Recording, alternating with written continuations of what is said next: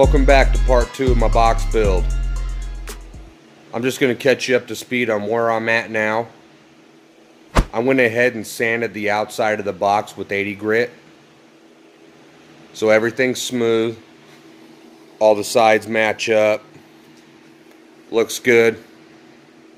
I ordered this huge 45-degree bevel and did around my port. I think it looks awesome instead of just the standard round over.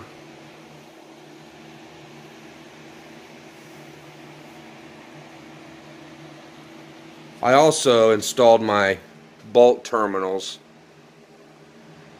They look good. The subs have direct leads, so I'm going to be doing each wire, each coil will have their own terminal.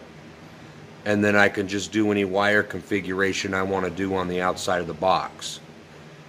I also have 2 terminals, a positive and negative, for an LED light that'll be going on the inside. I did run into one bad problem already. I might as well show it. I'm a little bummed out about it, but there's not much I can do about it. Here on the back side, I wasn't quite lined up, and I got a little heavy with the sander. Well, I took my veneer off. I had some ideas thrown at me, putting a back plate on here, maybe putting another piece of veneer on there, and then I wouldn't even really see an edge. I don't really know what I'm going to do yet. I might just leave it. I decided here on the back of the box that I'm going to be using threaded inserts with L brackets to hold the box down to the plywood board I'm going to be using on the floor. And I'll just use 1/4 inch bolts into the threaded insert. This way I'm not constantly drilling screw holes into the box. I have something that's removable. I'm just going to demonstrate putting one of these threaded inserts in. I've already pre-drilled my holes. Have one here on the end of my bit.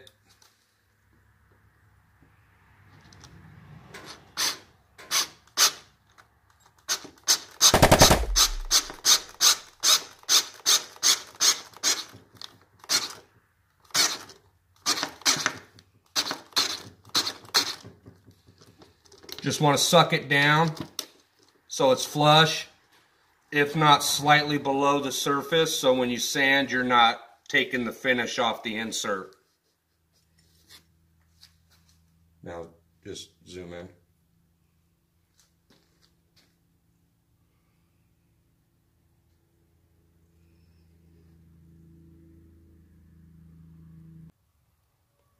They turned out good. This way I can always remove the bolts, take the L bracket off if I need to, and then all you see is just a threaded insert. So that'll be nice. I'll probably spray paint these gloss black. We're just about ready to start staining this box. I just wanted to show you what kind of stain I picked out. I'm going to be going with this Minwax semi-transparent True Black. I've been doing several sample pieces just so I can find what I like. This one back here in the back, this was just straight stain wiped on, and then I saw it was going on like paint because it went on real heavy. It's real thick. So I tried wiping it off, and that's what I ended up with. It don't look bad. I've already polyed over the top of it to give it the shine. I didn't do the best job. It's not sanded to perfection, but these are just samples. This one was just, I believe I just did 100% on this one and tried wiping it off. And I didn't like it. It's too uncontrollable at the 100%. So then I was like, I'm going to try watering it down, seeing how it's water-based. So I did a 50-50. 50% stain, 50% water. I like the way those results came out. This is a sub cutout hole from the box. This is one coat of 50-50. Looks pretty good. This one over here, this is 2 coats of 50-50, but it was preconditioned with wood preconditioner. It looks even and stuff, but the stain didn't soak in as much as I would like. It kind of just stayed on the surface. So this one was 50-50, 2 coats with no preconditioner. And I think I like this one the best. I think I'm probably going to stain the box this one, because I wanted a more darker color, a black. The quality of finish should be a lot better on the box than these sample pieces. But I think that's just what I'm going to do. I'm going to do the Minwax True Black 50-50 2 coats and see how it looks. Here's 2 coats of 50-50 on the bottom and back. I did those first just to see how it would look.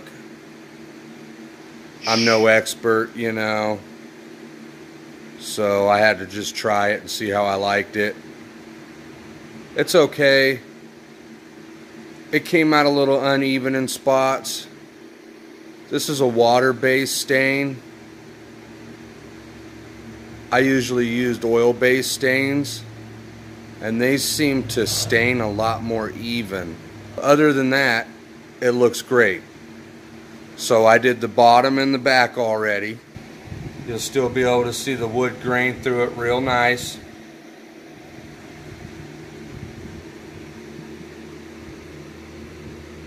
I think it'll look great.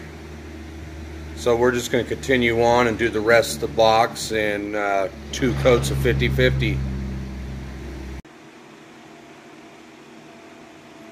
Here it is, all stained up. 50-50 coat on the whole box. I think it looks great. I wanted a nice dark finish because my Jeep's black, but I also wanted to be able to see the wood grain through it. It's not 100% perfect. I'm not an expert in staining. It was definitely a learning experience, but I think it looks fantastic.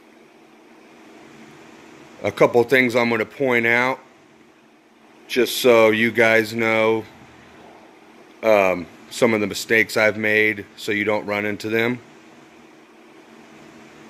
On this water-based stain, it dries really fast.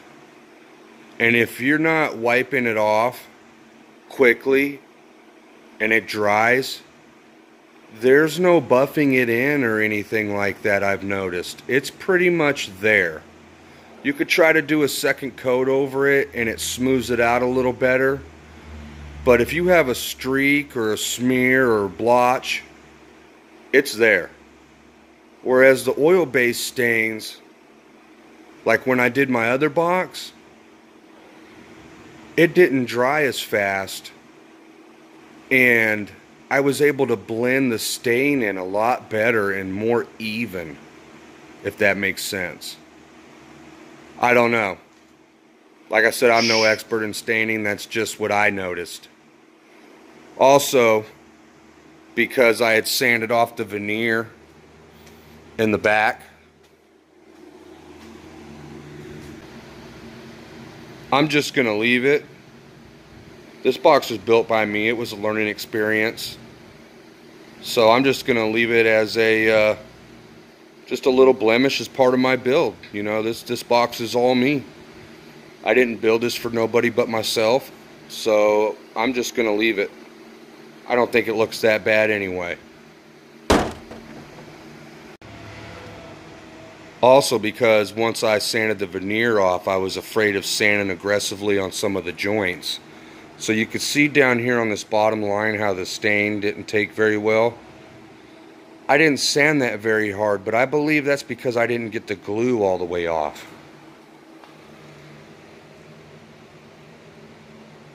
I think that's what happened there.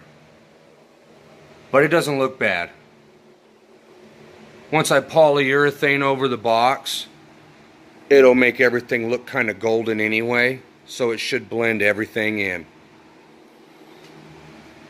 Some of the spots in the wood, you know, I went over that several times. It just didn't take stain.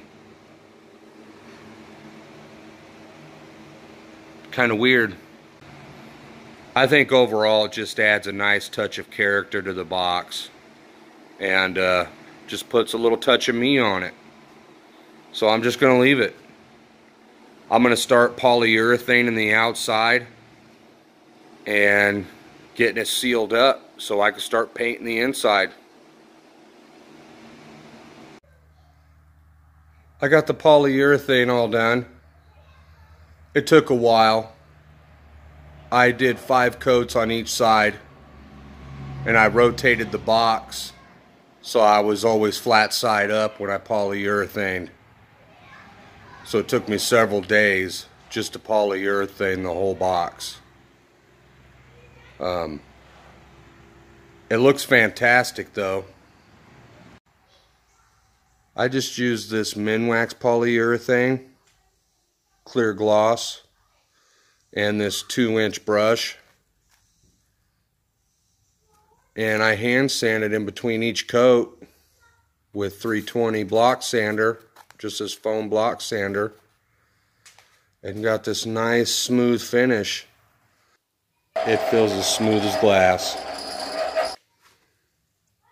When you look at it, there is some brush strokes in it, but it's smooth. I didn't spray it on, I used a brush. So I think it looks fantastic. The poly really helped bring out the shine of the grain. It's kind of hard to see. The camera doesn't want to focus very well. But you can really see the grain through the poly. I got 3 coats of white gloss paint on the inside. It turned out fantastic. I'm just gonna pan up so you guys can see how great it looks.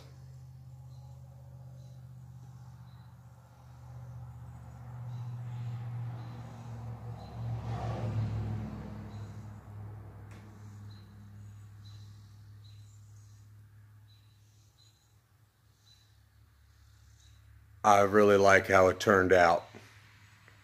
It has its flaws, it's not 100%. I'm going to be putting in the blue LED light now.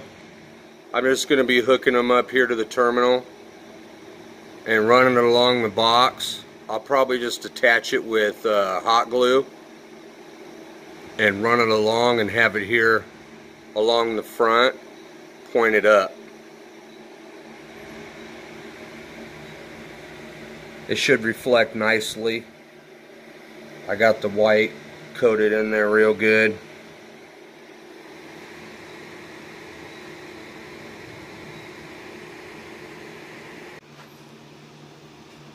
I got these 1-foot blue LEDs for inside the box. I went ahead and made the attachments so I had plenty of wire to run it to the terminal. They look really good. It's really vibrant. It's just a 12-volt LED. It already had the wire hooked on it, so I just extended it.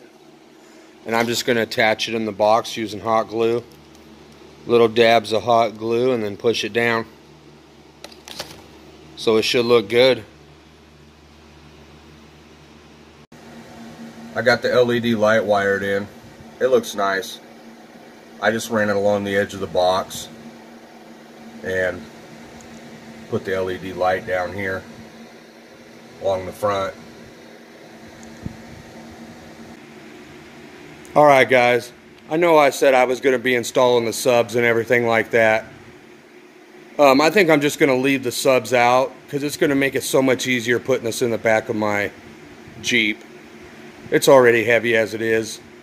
Adding another 100 pounds of subs is not going to help. So this is it. This is how it's going to look. I got the plexiglass in. Turned out great. Solid. 1/4 inch lags every 4 inches. All the way around. Silicone bead for sealant. It turned out great. I have one sub sitting up here just so you guys can see it. Soundqubed HDX3 12. I'll have 2 of them going in here. I'll be running it on a Tar Amps MD5K. It's a healthy looking sub. I cannot wait to hear this thing. So I'm just gonna hook some power up and show you what this thing looks like with the lights on. Here it is all lit up. It looks fantastic.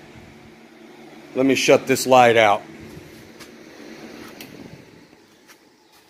Oh yeah, there you go.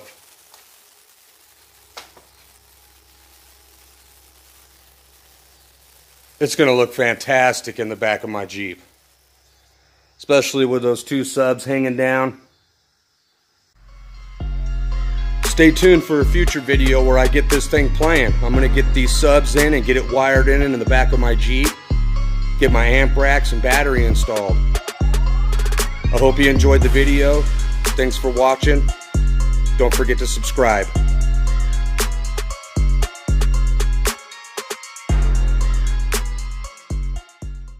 Nothing, only a crazy man would. So if you catch me in your city somewhere out